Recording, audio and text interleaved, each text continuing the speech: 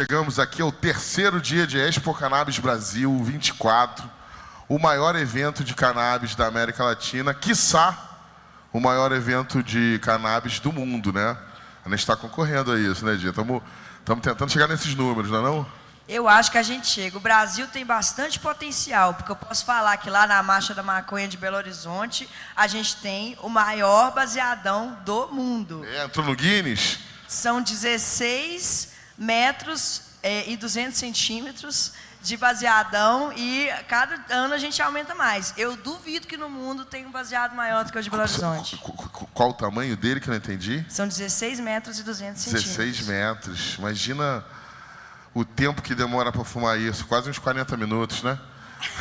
Ou foi muito rápido da última vez. A gente coloca uma musiquinha que a gente sempre queima. No final, a gente queima na frente da Praça da Liberdade. E é, assim, um momento muito histórico pra gente, muito emblemático. Inclusive, queria aproveitar a oportunidade e mandar um salve para a Marcha da Maconha de Belo Horizonte. Mandar um salve para a galera da marcha que veio aqui em peso. Estavam ontem na festa, uma rodinha, assim, incrível.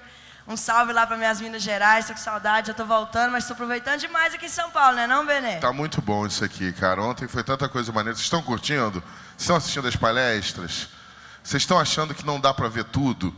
Tipo, caramba, eu ainda não vi tudo. Outro dia eu passei agora ali para uma barraquinha que eu nem tinha visto, terceiro dia. E hoje o papo vai ser uma coisa que eu gosto muito. Cerveja e maconha. Ah, cerveja e maconha. Cerveja e cannabis, né? Que agora cannabis... Cannabis, maconha, o segredo é mesclar e todo mundo vai entender que se trata da mesma coisa. Então leia aí pra gente o nosso roteiro que a gente faz tão carinhosamente. Chega às 6 da manhã, tá escrevendo roteiro por dias e tá sendo ótimo, galera. Vamos lá das palavras às ações. Mãe, né, gente? Tem que acordar cedo e levar a menina na escola. Então vamos lá. Eu queria hoje trazer aqui com muita alegria e felicidade os nossos primeiros palestrantes do dia, do nosso último dia, o Felipe de Castro e o Ricardo Bari. Uma salva de palmas para o Felipe de Castro e o Ricardo Bari. Palmas calorosas para os homens da cerveja. Barulho! Barulho para eles! Vamos dar uma apresentada, né? Olha só. Ué. Deixa eu começar pelo Ricardo. O Ricardo, ele é formado em engenharia de produção. Ricardo Bari é um dos sócios da cervejaria Fumaçônica, cervejaria artesanal e cigana da cidade de Curitiba. A Fumaçônica é a pioneira das cervejas no ramo de cannabis no Brasil. Desde 2016, no mercado a Fumaçônica vem contagiando todos com suas cervejas, a magia e a brisa que envolve a sua marca. Inclusive, essa palestra é um oferecimento da Fumaçônica. Obrigado, Ricardo. Palmas para o Ricardo, galera. Aê!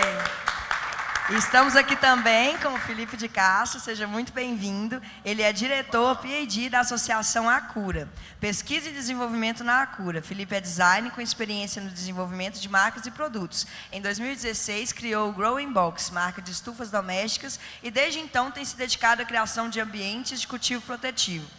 Atua há 4 anos na Acura, projetando as áreas de cultivo, desenvolvendo técnicas de extração de cannabis e novos produtos. É autor do livro Método Acura de Extração de Cannabis Medicinal, publicado pela Associação, olha o livro aí, ó, em maio de 2023. Seja bem-vindo, pessoal, fiquem à vontade. Obrigado, valeu, gente. E como eu ganhei uma cerveja aqui, da Fumaçônica, um brinde e boa palestra, galera. Aí, vamos brindar juntos? Obrigado.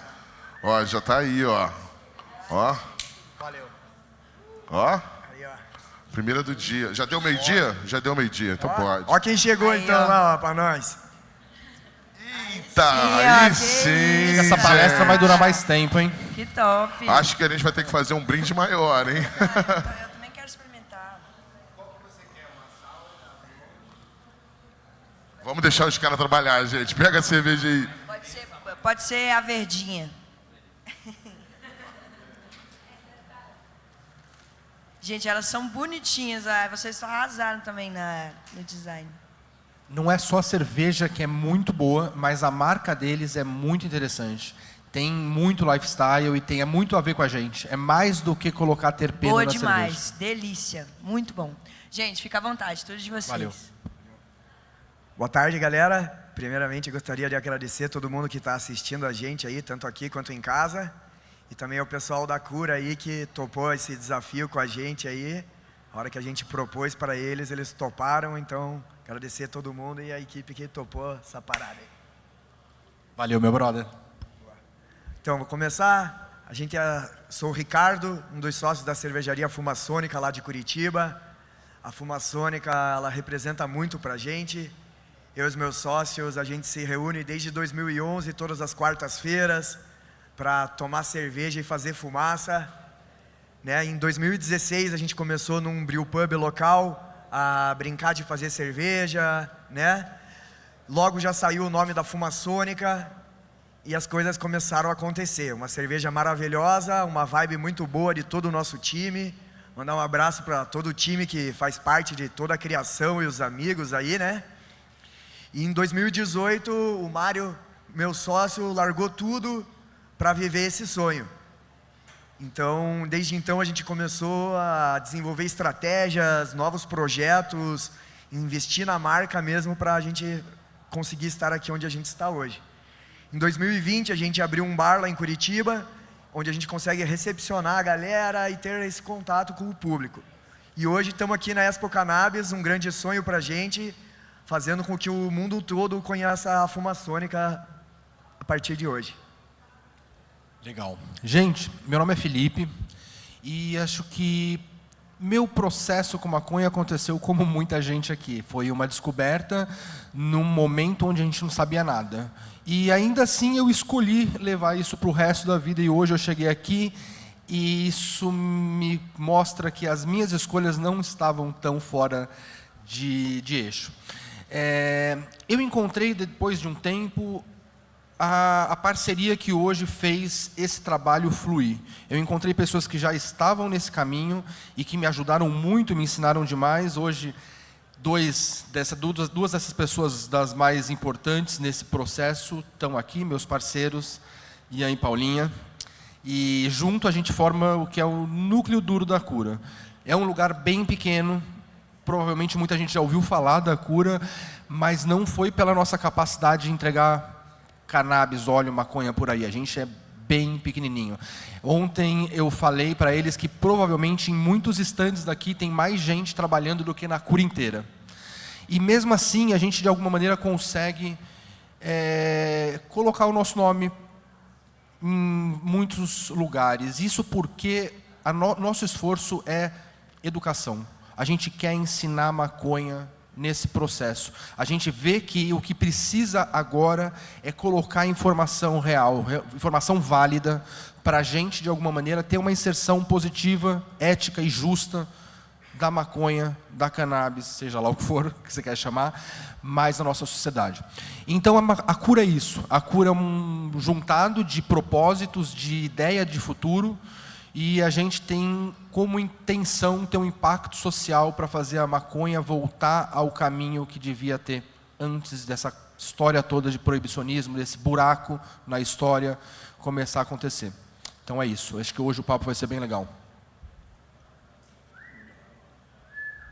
Boa, eu que controlo aqui. Eu achei que fosse para fumar, mas é o controle do...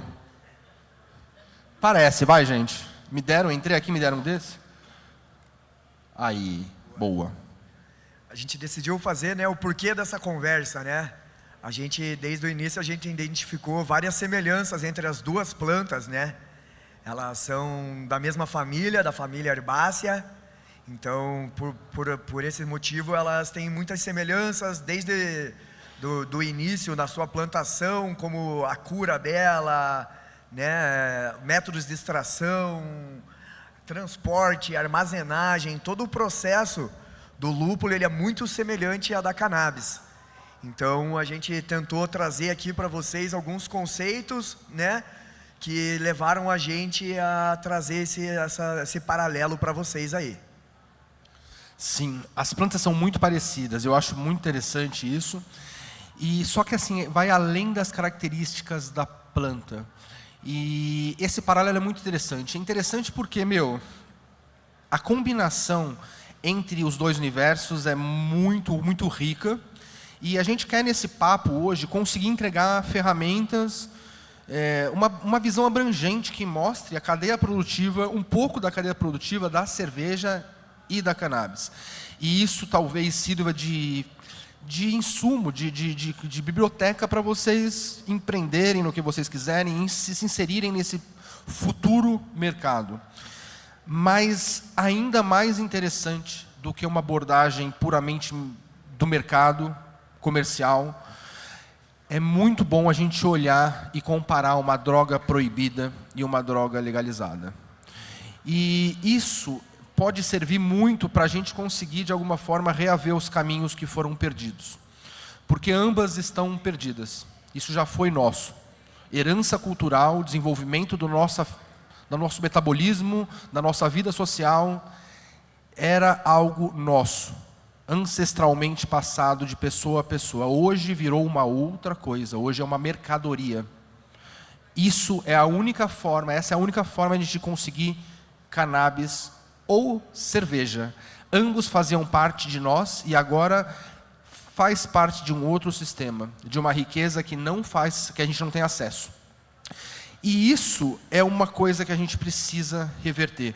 Toda essa cultura, para mim, plantar maconha, plantar cannabis ou fazer cerveja artesanal é só a capinha desse processo, é só a ponta do iceberg. Isso tem a ver com uma vontade de pegar na mão de novo, que é fundamental.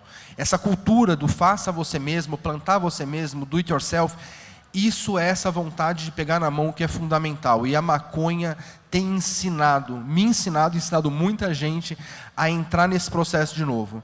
A gente aprendeu a depender do consumo. A gente se afastou dos sistemas naturais, não sabe mais plantar, não sabe acompanhar uma planta, não tem a relação de cuidado com a natureza para pegar isso de volta, mas a gente sabe postar, publicar, pesquisar e consumir. Esse saber foi tirado da gente, a gente precisa pegar ele de novo. Então, eu acho que no final dessa conversa hoje, a gente sim quer entregar aspectos gerais do processo produtivo, mas a gente quer também deixar uma pulga atrás da orelha de como tem que ser esse mercado que a gente está formando a partir de agora, como que a gente quer que seja maconha e cerveja. Então, essa remodelagem que a gente está tentando pensar no futuro.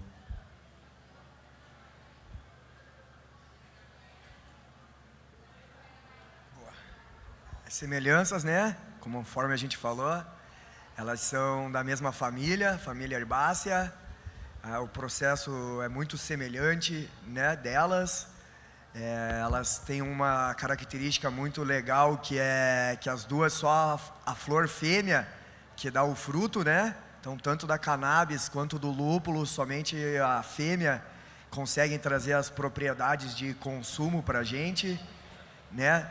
Método de cultivo, as duas são bem difíceis de lidar. Você não consegue plantar o lúpulo em qualquer lugar, nem a cannabis, né? Se olhar, elas são bem parecidas até no próprio formato dela, né? Elas têm um tempo de floração semelhante, até o próprio terreno que é necessário para produzir o lúpulo e a cannabis é semelhante. Ela precisa de invernos quentes, verões quentes, invernos gelados, né? Então elas são plantas que têm bastante peculiaridades e que fazem com que elas tenham bastante, até acho que como estudo, vocês vão ver depois, acho que Feian, que tem algumas coisas que vocês podem trazer para o lúpulo, né? Vocês que entendem bastante aí já da cannabis, né? Acho que a gente pode trazer mais esse levantamento aí, porque é muito evidente, né, que são semelhantes e são primas. São primas, né? Então, essas são as principais características delas. Legal. Cara, é impressionante, né, o bud e o lúpulo, né, a florzinha pronta, a hora que a gente vai realmente, que elas estão prontas, a gente vê que o produto é muito parecido. Mas não é só o produto. A própria vida da planta é muito parecida e é incrível você ver como elas se parecem no seu desenvolvimento. E isso não é comum para todas as plantas não, tá? Essas fases marcadas entre a germinação, o desenvolvimento vegetativo, a pré-floração, a floração e a maturação, elas são paralelas. Até o desenvolvimento dos pistilos, você vê que eles são muito próximos, né? Então as plantas são parecidas e isso, como o Rick disse, pode ser cultura intercambiável. A gente pode usar o que aprende com um para aplicar em outro e, principalmente, ver que plantar maconha não é uma coisa de outro planeta. É algo muito próximo do que a gente está fazendo aqui. Então, nesse momento de desenvolvimento da agricultura, da maconha no Brasil, uma das coisas que a gente vai mais precisar é olhar para o lado. Olhar para outros cultivares, olhar para outras tecnologias desenvolvidas e aproveitar isso. Maconha e lúpulo tem tudo a ver.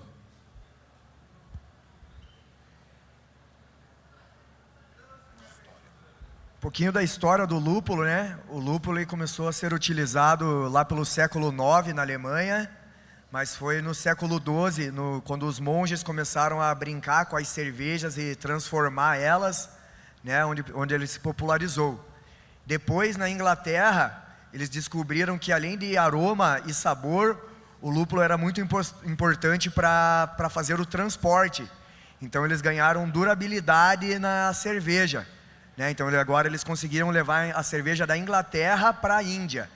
Então o lúpulo mudou a história da cerveja mesmo, né? Onde você saiu das cervejas tradicionais, mais belgas ali, incrementando o lúpulo, fez todo esse acontecimento histórico. Depois disso, os Estados Unidos se tornou muito forte, hoje é a maior referência, né? Tanto de produção quanto de consumo de lúpulo no mundo. Legal. Cannabis. Gente, a cannabis ela tem uma história longa. E eu gosto de pensar não em milhares de anos, porque isso não dá para fazer conta. Eu gosto de pensar em 600 gerações de humano. Tem meu pai, meu avô, meu tataravô, pronto, só falta 496 e a gente chegou no que a gente enxerga no começo da história registrável da cannabis, 12 mil anos. E é uma época muito, muito rica e importante, porque até então a gente não sabia três coisas, a gente está aprendendo ali, a partir dali, três coisas fundamentais. A primeira, agricultura. Até então a gente era um bando de gente solta no planeta. Não tinha assentamento, não tinha cidade, não existia civilizações. O fato de a gente ser nômade e ter que andar com um grupo e exaurir o sistema natural e ter que andar de novo, fez com que a gente não conseguisse desenvolver certas habilidades sociais. Uma delas que veio com essa capacidade foi a escrita. O fato de a gente conseguir parar deu energia para a gente desenvolver setores do conhecimento que a gente não tinha antes. Outra coisa que aconteceu na mesma época, um pouco, uns milhares de anos depois, foi a fundição de metal. Isso deu uma força enorme contra a natureza. Isso foi o berço da civilização e foi aí que a cannabis aconteceu. Logo no começo. Numa área ali onde a gente hoje entende por Tibete, e essa planta começou a ser identificada, ou foi identificada historicamente, atravessando o globo junto com as pessoas. A civilização andava e levava essa planta numa época que não tinha Uber, não tinha Sedex, tinha nada. Era difícil, a gente levava só o que era fundamental. E fomos levando. Quando essa planta chegou mais para o sul da China, ela entrou na primeira farmacopeia do mundo. Um pouco antes até disso, ela foi cultivada num vilarejo na China chamado Pampo, que ela era usada para tudo, para insumos e cordas, todo o material construtivo. Conforme essa planta vai descendo para o sul, ela encontra outro clima, e aí ela começa a realmente desenvolver resina. As condições climáticas faz essa planta ser rica em compostos terapêuticos.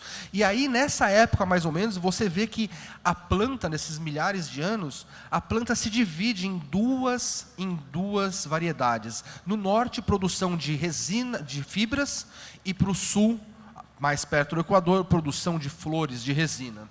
Nessa região de resina, foi coletada uma amostra ao noroeste da Índia, que florescia em menos tempo e produzia muita resina, e para ela foi chamada de cannabis índica. E aí o negócio começou. Andou por todo o globo. Quando essa planta chegou na África, chegou no Egito, chegou na Índia, tiveram um papel muito grande na espiritualidade desse povo.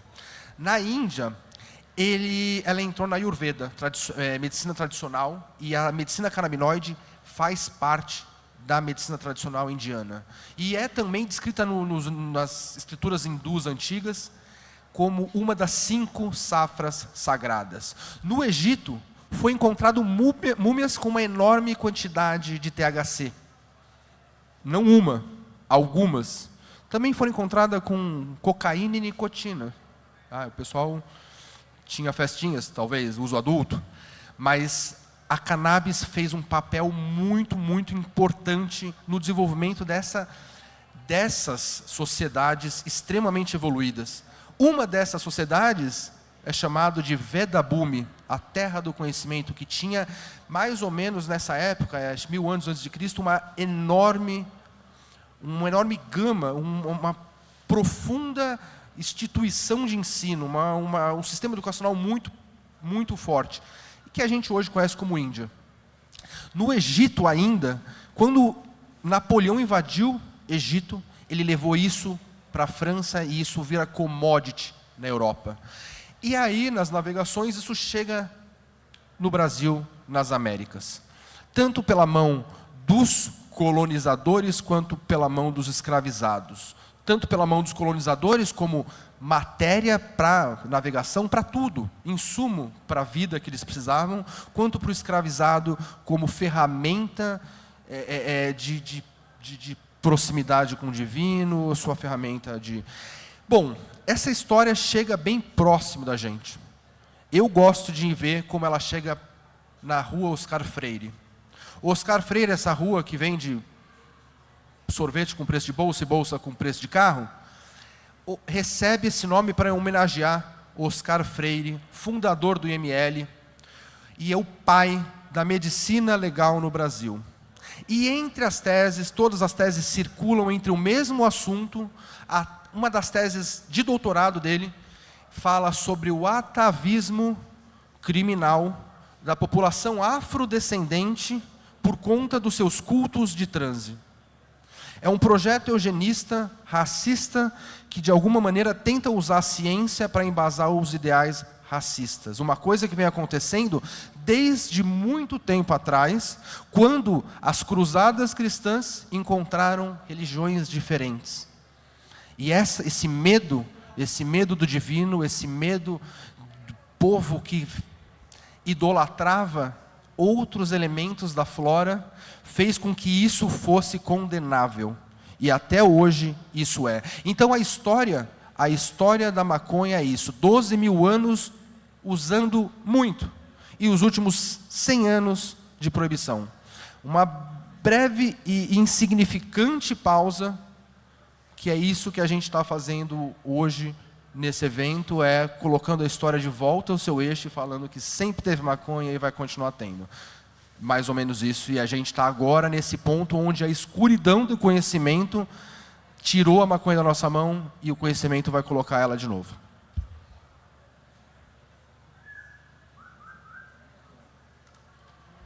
Um pouco do cultivo do lúpulo, né? Conforme eu já falei para vocês, ele tem diversas espécies e cada espécie vai precisar de um clima, um solo, né, uma adaptação diferente.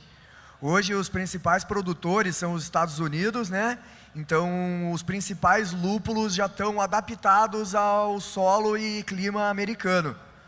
No Brasil a gente ainda está muito embrionário nessa produção, porque eles tentaram replicar as mesmas famílias, as mesmas espécies de lúpulo aqui e ainda não deu muito certo, né? Então eles estão redesenvolvendo, encontrando as espécies que se adaptem melhor ao solo brasileiro, né, para conseguir chegar num lúpulo de qualidade para a gente, né? Então o cultivo dele é muito semelhante ao da cannabis, inicia-se na plantação, floração, né? Tem a secagem, o armazenamento é muito importante dentro do cultivo, né, do lúpulo, assim como o da cannabis, né? Você não pode deixar ele mofar, não pode deixar ele estragar, né? E depois disso, a gente pega o lúpulo e transforma ele em pellet. Daí nisso a gente vai jogar nas cervejas. Para quem não sabe, o pellet ele é semelhante a uma raçãozinha. Então você vai prensar o lúpulo, vai deixar ele num formato semelhante à ração, e ali vão ter todos os terpenos, óleos essenciais da planta, que vão dar as características de amargor e sabor da cerveja. É bem parecido, até nisso. Esse ponto de desenvolvimento da agricultura no Brasil, eles também são paralelos. Gente, tem gente plantando maconha no Brasil? Tem. Mas é o princípio, é o começo. Plantar maconha num armário, numa geladeira, num lugar, é o ponto que a Califórnia estava nos anos 90, 80. Então, assim, tem muito chão para a gente. E é isso que falta. Falta a gente desenvolver ciência para maconha. Ciência para cannabis é uma coisa que a gente não tem aqui ainda. Falta a gente desenvolver sementes tropicalizadas, falta a gente desenvolver o saber, famílias, tradição, assim como tem com morango, tem famílias tradicionais em fruticultura que sabem desenvolver esse vegetal. Existem estudos de microclima em toda a região do Brasil para saber onde esse vegetal é viável ou não. Sementes, variedades genéticas que realmente vão segurar, que não foi feito para o Colorado, foi feito para um clima tropical. E é isso que falta, isso vai demorar décadas para acontecer. É um trabalho de adaptação do vegetal e do nosso sistema. E isso, gente, é um campo deserto onde precisa de muito trabalho, tem muita chance de desenvolvimento. Não é só plantar maconha, mas é toda a ciência que tem por trás. Então, cultivo de cannabis nos próximos anos, nas próximas décadas, vai ter muito, muito campo para trabalhar e está todo mundo sedento. E quem tem dinheiro hoje para investir, falta conhecimento. Então, quem tem conhecimento vai conseguir se juntar no futuro com quem realmente tem bala na agulha para realmente plantar hectares. Ou que seja quantidades menores e mais artesanais.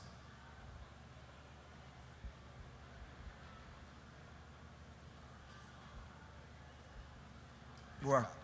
Como que está o mercado do lúpulo hoje, né, no Brasil?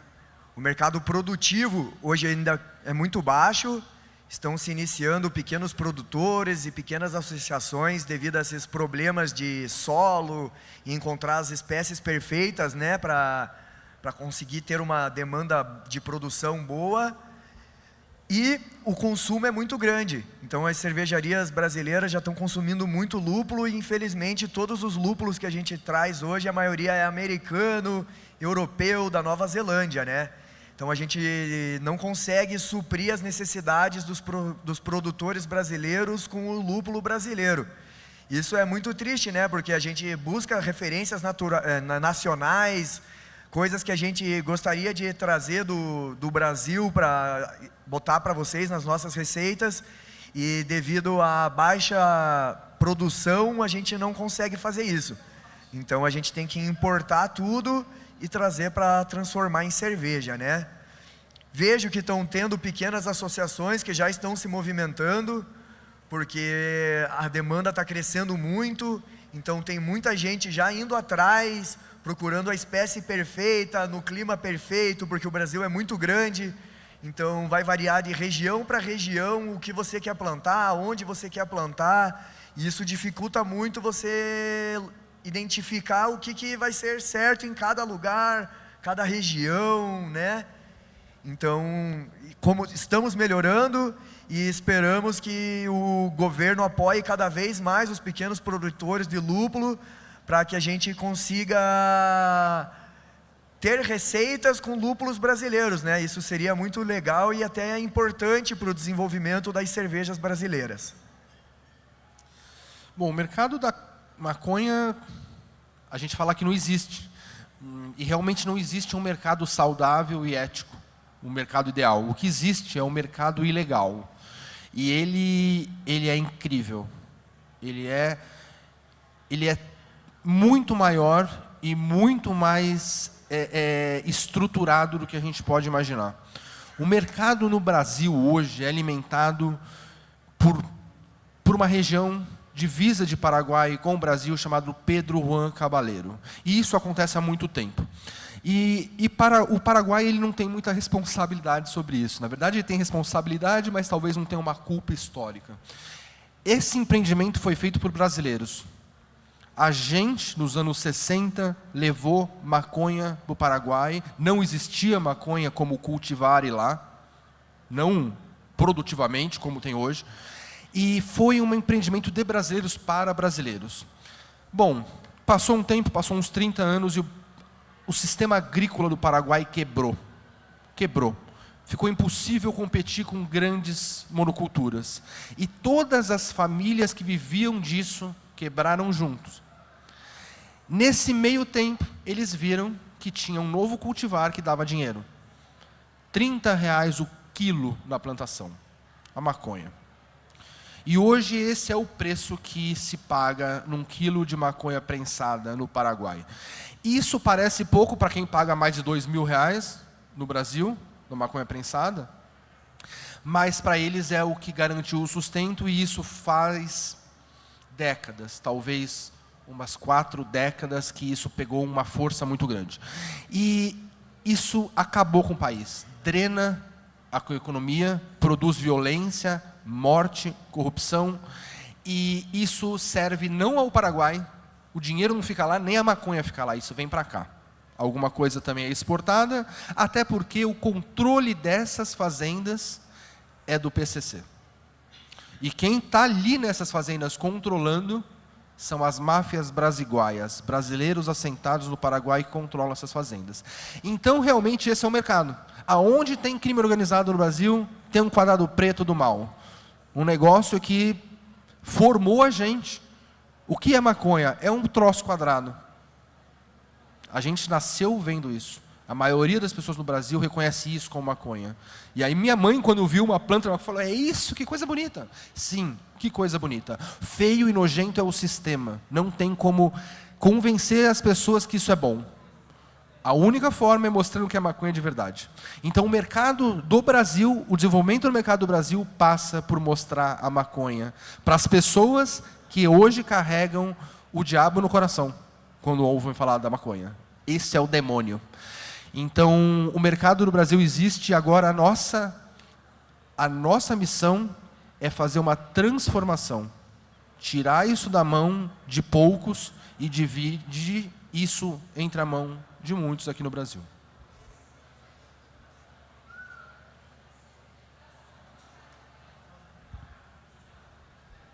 Falar um pouco das produções artesanais.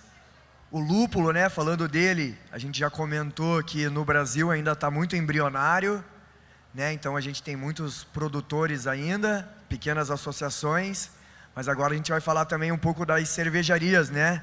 A gente representa uma cervejaria artesanal, pequena de certa forma ainda, e a luta contra o sistema é muito grande, né?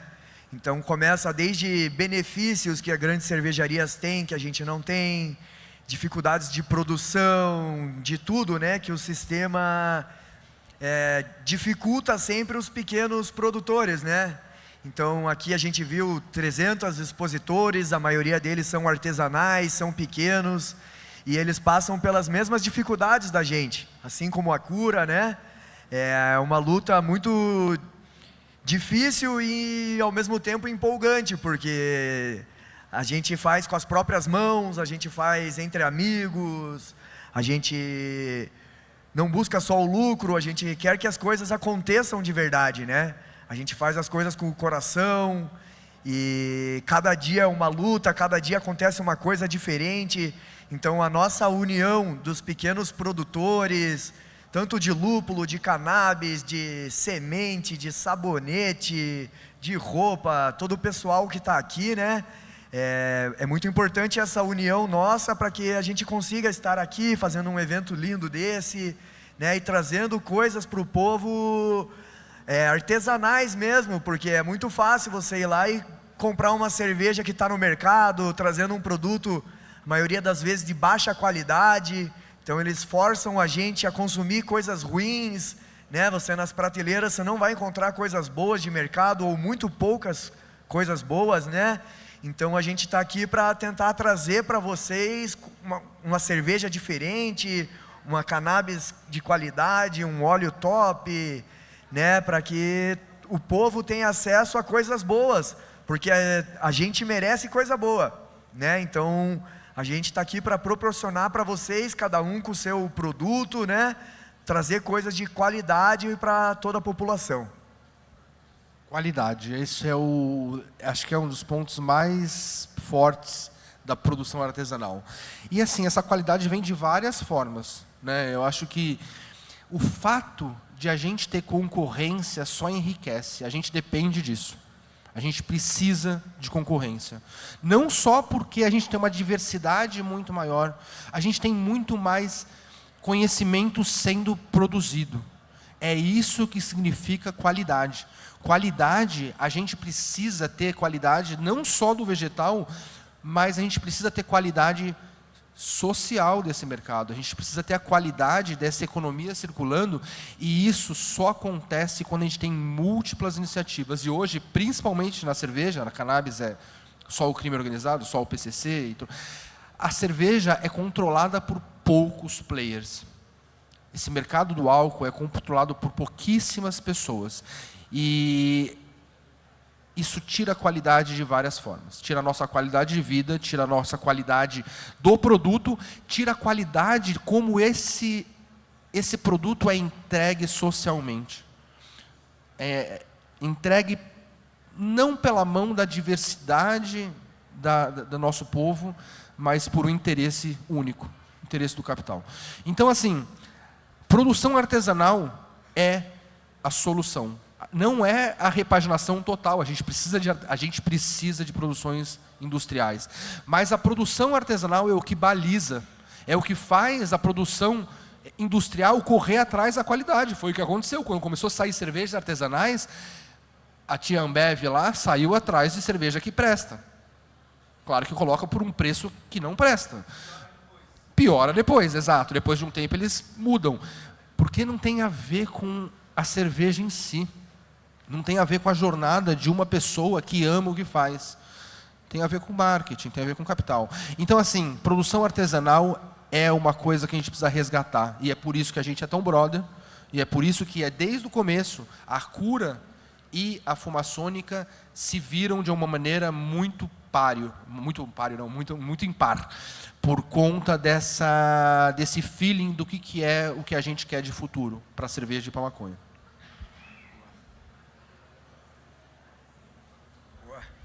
Como que é o consumo hoje do lúpulo no Brasil, né? O lúpulo ele tem poucas aplicações. Hoje eu encontrei alguns tabacos de lúpulo aí, mas a principal aplicação dele é a cerveja mesmo, né? E o consumo dele no Brasil a gente sabe que é exagerado. As pessoas consomem bastante cerveja e, que nem a gente estava falando, bastante cerveja ruim. Muita cerveja ruim. Então a gente consome muito, consome sem sabedoria. Então quanto pior a cerveja, mais você vai tomar dela para se sentir satisfeito. O que é uma inversão de valores, né? É muito melhor você tomar uma coisa boa e tomar menos do que tomar muito de alguma coisa ruim que está ali no mercado, porque alguém já comprou, que é de fácil acesso, né? Então a cerveja ela está sendo tomada no Brasil inteiro, né? Em todas as cidades você vai encontrar alguém consumindo a cerveja, e o consumo artesanal é muito pequeno. Hoje a gente não chega nem a 5% da fatia de mercado das cervejas tradicionais. Então é uma briga muito grande para trazer esse conhecimento para vocês, para que experimentem as cervejas artesanais, identifiquem quais você gosta. Tem vários estilos diferentes, né? E algum vai agradar você. Mas que nem a gente falou, o pessoal ainda bebe muito, bebe mal e bebe errado. Maconha é a mesma coisa. A gente está falando sobre uma droga. E aqui, gente, uso de droga é coisa de adulto. E se a gente não puder lançar a real, é sinal que a gente não pode levar esse assunto para frente. Foram contadas mentiras até hoje para a gente não pode devolver isso com mais mentira. Maconha oferece riscos assim como o álcool. Então o consumo tem que ser responsável. Fumar, eu fumo, gosto muito, faz muito tempo, mas assim, faz mal. Existem hoje diversas opções, diversas vias de administração para a gente conseguir consumir, continuar consumindo, sem que a gente sobrecarregue tanto o nosso sistema respiratório. Então, o consumo da maconha hoje precisa vir junto com a liberação, precisa vir com a responsabilidade. E a gente tem um papel nisso agora, a gente está formando esse mercado daqui para frente. Então, gente, consumo de maconha é coisa para adulto, interação com outras drogas é uma coisa extremamente sensível, e a gente está colocando maconha agora como o primeiro remédio que vai ser lançado que as pessoas já querem. Então a gente precisa ser responsável como a gente vai colocar a maconha e como essas coisas vão ser consumidas. As drogas que a gente escolhe ter na nossa vida porque a gente é adulto. É isso.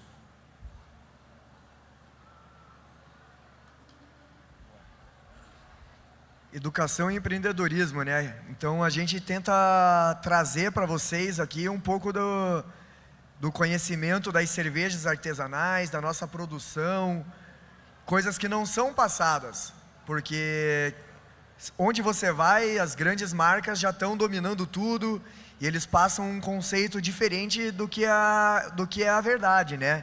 Eles não falam de redução de danos da cerveja, da cannabis, eles não ensinam isso nas escolas. O que você vai ver são grandes marcas já dominando tudo, incentivando cada vez mais o consumo exagerado e abusivo, sem o consumo consciente. Então eles não querem que você tome pouco, eles querem que você tome muito do produto deles. Então, no Brasil, a gente tem que se desenvolver muito ainda nessa questão de ensinar para todos coisas boas, que fazem bem para o corpo, utilizar em menores quantidades, uma quantidade que o teu corpo aguenta. Cada um vai ter uma diferença corporal mesmo, né, de sabedoria, de quanto que eu consigo fumar, quanto que eu posso beber, né? Isso não é ensinado pra gente, a gente aprende tomando mesmo, né, na dor. Então tem que ser ensinado pra gente como beber bem, como fumar bem com sabedoria. Gente, quando eu penso em empreendedorismo, me vem na cabeça o que aconteceu com o computador. Por exemplo, com Photoshop, precisaram de décadas de software pirata na casa das pessoas para que o mercado fosse formado. A agricultura tem cultura no meio, não é à toa. É conhecimento. E foi isso que foi tirado da gente. A inserção democrática da cannabis passa pela distribuição do conhecimento. O conhecimento é a possibilidade de empreender, gera possibilidade de empreender. Então a gente precisa liberar maconha a partir da base. As pessoas precisam aprender o que é maconha, precisa plantar em casa, durante muito tempo, para aí sim, depois de anos, se preparar e entender aonde vai empreender. Então educação é o nosso caminho para um caminho mais democrático, ético e justo. Então o empreendedorismo é o acesso, não só porque a gente busca o consumo, o acesso ao uso, não. Acesso à riqueza, que todo mundo aqui vai ajudar a partilhar, e a gente precisa, todo mundo vai ajudar a construir, a gente precisa partilhar. Porque daqui a algum tempo é esse o meu maior medo. As pessoas que vão ganhar dinheiro com maconha não fazem ideia do que é essa planta, não sabem como ela é, não sabem colher, não sabem que cheiro tem, não sabem que efeito tem, não sabem o que qualquer maconheiro sabe. E eles vão vender a nossa cultura para a gente. Então a gente precisa se preparar para fazer parte dessa riqueza.